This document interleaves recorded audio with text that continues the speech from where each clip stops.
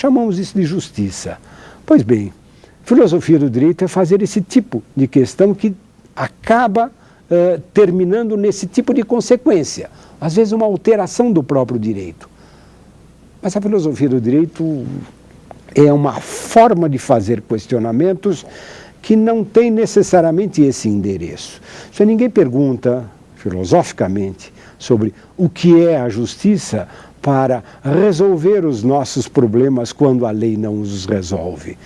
Não é bem isso que se faz em termos de filosofia do direito, porque a pergunta do filósofo do direito é uma pergunta um pouco mais inconsequente até. É uma pergunta que, por ser inconsequente, vai às vezes ao âmago das coisas.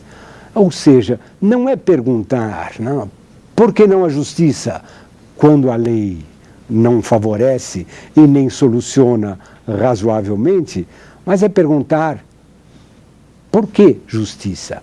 Afinal, o que é isto? Essa é uma pergunta permanente. No momento de desespero, sempre vai aparecer aquele, como aparece, por exemplo, na República de Platão, não? Alguém que faz essa pergunta. Aliás, o livro A República de Platão começa com um questionamento sobre a justiça. Os amigos de Sócrates estão voltando de um equivalente a um comício político. E ao adentrarem a casa de um deles, alguém ainda interessado na discussão que tinham tido sobre os destinos da cidade, não formula a questão, nós falamos tanto de justiça hoje, afinal o que é isso? Sócrates, você que é um filósofo, o que você tem a nos dizer a respeito disso?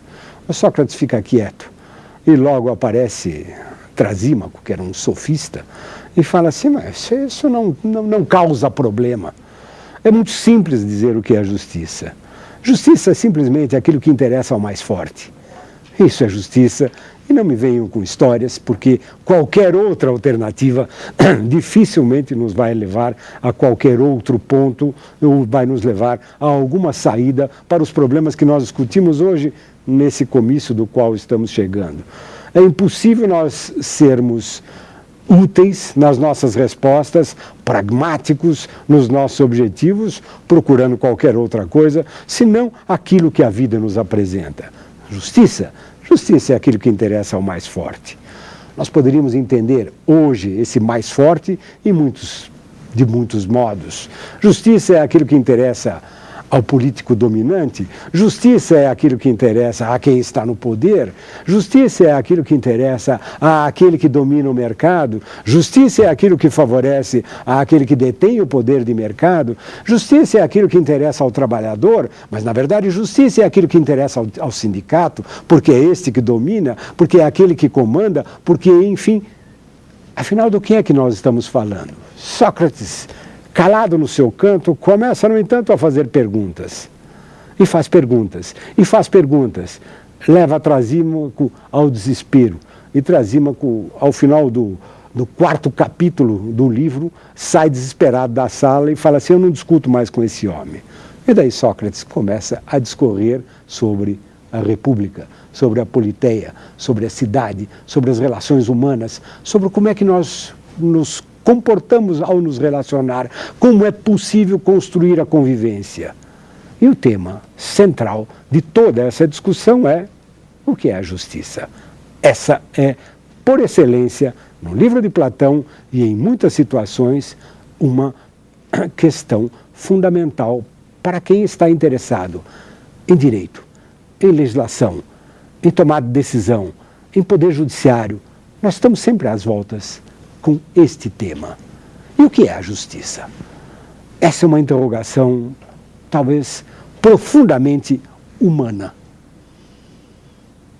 Todos conhecem, quando passam aqui pelo Supremo Tribunal Federal, a estátua sentada, com uma espada repousando e uma balança, símbolo da justiça. Balança, espada. Justiça tem a ver com balança? Isso parece uma coisa nobre. Equilíbrio. Equilíbrio nos pesos. mas tem uma espada do lado. Justiça tem a ver com espada, força. Teria Trasímaco alguma razão quando diz que justiça é o que interessa ao mais forte? Afinal, se eu tenho uma espada do lado, é porque a justiça, alguma coisa tem a ver com força. Talvez, no limite, até com violência. Justiça e violência são coisas que não se tocam, opostas, excludentes, ou alguma relação há. Quantas vezes nós não somos forçados a pensar que uma reação brutal que vem do íntimo ao ver um assassinato, o assassinato de uma criança, por exemplo, não nos força, se não a fazer, pelo menos a pensar, esse sujeito merecia morrer.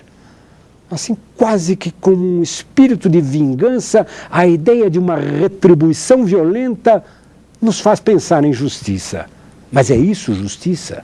Afinal, nós costumamos distinguir, e muitas vezes, entre aquele que pratica a justiça, o juiz, e aquele que pratica algo parecido, mas que há um certo pudor em chamarmos de justiça, e que por vezes não chamamos de juiz, mas chamamos de justiceiro, que é uma palavra de sentidos equívocos. O justiceiro pratica tanta justiça quanto o juiz, e o que é a justiça num e no outro sentido? Existem pontos de contato. O tema não é um tema que não está na nossa frente nos nossos dias. Para o filósofo do direito, é quase que uma obrigação olhar para certas coisas que acontecem à nossa frente. Começar a fazer essas perguntas, porque de repente, pelo simples observar uma estátua e ir atrás do modo como ela foi, em tempos mais remotos, criada, talvez nos faça pensar e perceber quais são as relações. Não sei se é do conhecimento de quem me ouve, mas a estátua da justiça que nós conhecemos, de espada, de balança na mão esquerda e com os olhos vendados, essa é uma representação criada pelos artistas contemporâneos e depois de uma certa época na cultura ocidental. Mas na antiguidade não era bem assim. A estátua grega da justiça, a Diké grega, ela tinha uma espada. Tinha a balança na mão esquerda, mas não tinha vendas. Ela olhava com os dois olhos bem abertos. A espada romana, essa não estava na mão da justiça. A deusa da justiça romana estava sentada, jamais de pé. Nas mãos, com as duas mãos, ela segurava a balança. E tinha uma venda nos olhos. Espada não aparecia. Curioso. Uma representação da justiça sem espada, mas com a balança. Uma representação da justiça com a venda nos olhos, ao contrário da outra, que olhava. Por quê? Tudo isso são interrogações que nós podemos fazer. Se os romanos, um povo extremamente guerreiro, que apostava nos seus exércitos, que tinha conquistado o mundo inteiro, foi capaz de perceber a justiça sem espada, por que justiça tem a ver com espada? Por que justiça tem a ver com vingança? E aí o justiceiro. Vingança e justiça são coisas próximas? Nem sempre. E nós sabemos que isso é alguma coisa difícil de, não de ser percebido, mas de ser formulado. Voltando a um exemplo familiar. Me lembro do caso de minha mulher, de novo, que moveu uma ação contra uma certa pessoa por dano moral. Aliás, aqui em Brasília. Passou o tempo, 1 ano, 2 anos, 3, 4, 5 anos, não se resolvia. Afinal, numa das sessões, era uma juíza, ela tentou uma conciliação entre as partes e virou-se para minha mulher e disse: a senhora não pode ceder nesse valor, em vez de 50% disso. E minha mulher reagiu e falou assim: não. Eu fui aconselhada pelo meu advogado, que fez os cálculos e disse que esse é o valor justo. Ao que a juíza lhe respondeu: mas se a senhora insiste tanto num valor pecuniário, no fundo a senhora não está querendo justiça. Isso é próximo de algo que lembra vingança. Só está querendo se vingar dele, do outro. Aquilo perturbou minha mulher também. Enfim, como é que eu meço o direito e como é que eu produzo justiça? Isso é uma interrogação básica para quem estuda direito, mas é uma interrogação fundamental para quem estuda filosofia do direito. É um questionamento inevitável. Como é que eu lido com isso? Dano moral. Como é que eu avalio isto? Este é um problema clássico da filosofia do direito, que depois se torna um problema do próprio direito, que depois se torna um problema de legislação. E, portanto, alguma coisa que tem a ver com a disciplina jurídica. Mas, antes disso, eu tenho um problema de filosofia do direito. Afinal, o que é que significa aquela balança na mão da deusa? Justiça tem a ver com equilíbrio. Que equilíbrio é esse? E aqui, se nós aprofundarmos um bocadinho os nossos estudos de filosofia do direito, o nosso questionamento, nós vamos ver que, de fato, o equilíbrio da balança é fundamental. A ideia de equilíbrio é uma noção básica, mas ela não explica a razão da espada. Se eu tenho equilíbrio, para que eu preciso da espada? Não basta ver o equilíbrio, ou o equilíbrio é insuficiente para nós entendermos a justiça. O que nos faz pensar que, pelo menos na nossa cultura, na cultura ocidental, se a justiça tem a ver com equilíbrio, tem a ver também com a busca do equilíbrio. E quem fala em equilíbrio e pensa em balança, pensa em medida, pensa em mensuração. Por isso, justiça tem a ver com o tema da retribuição, o que cabe a um e o que cabe ao outro. E como é que eu alcanço esse equilíbrio? Como é que ocorre o equilíbrio dos pratos da balança? Justiça tem a ver com medida. Eu só tenho justiça se eu tiver mensuração. Sucede, porém, que nem toda retribuição é mensurável. Nós sabemos muito bem, nós que estudamos direito, que existem situações onde a mensuração é muito complicada. Talvez o dano moral seja um exemplo desses. Mas existem outros terrenos onde isso é muito difícil de ser mensurado e onde a balança parece não funcionar inteiramente, embora a reclamação, o reclamo de justiça surja inevitavelmente. Por exemplo, na retribuição penal. Michel Foucault, o filósofo, o psiquiatra, num livro de larga repercussão, chamado Vigiar e Punir, nos dá um interessante exemplo a respeito dessa indagação a propósito da justiça.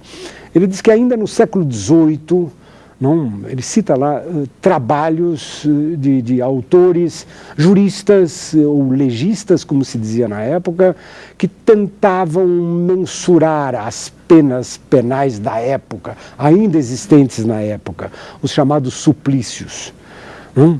E tentavam mensurar, por exemplo, chibatadas. Quem cometeu tal infração, quantas chibatadas? 10, 20, 100? Por que 100? Por que não 10? Com que intensidade? Com que força? Como estabelecer a medida entre o número de chibatadas e a infração cometida? Mas se ir mais longe, e quando a chibatada não for suficiente? E quando a infração for suficientemente grave para colocar alguém dentro da roda? Aquela roda que o sujeito ficava amarrado e que era esticado ao limite de lhe arrebentarem os músculos e até os ossos, e que podia conduzi-lo certamente à morte. Em que circunstâncias fazer isso? Uma coisa terrível, nós não podemos nem imaginar isso, mas isso, em pleno século XVIII, ainda foi pensado. Em que medida eu aplico a roda e para que tipos de infração? Ou mais ainda, e a morte? E a pena de morte? A pena por enforcamento talvez seja muito rápida. Não? Em alguns casos, o sujeito merece sofrer. Que tal a morte na fogueira? Demora mais, vai queimando aos poucos, o indivíduo grita. Não? Isso foi analisado nessa época em termos de mensurar a retribuição destas penas em face das diferentes infrações.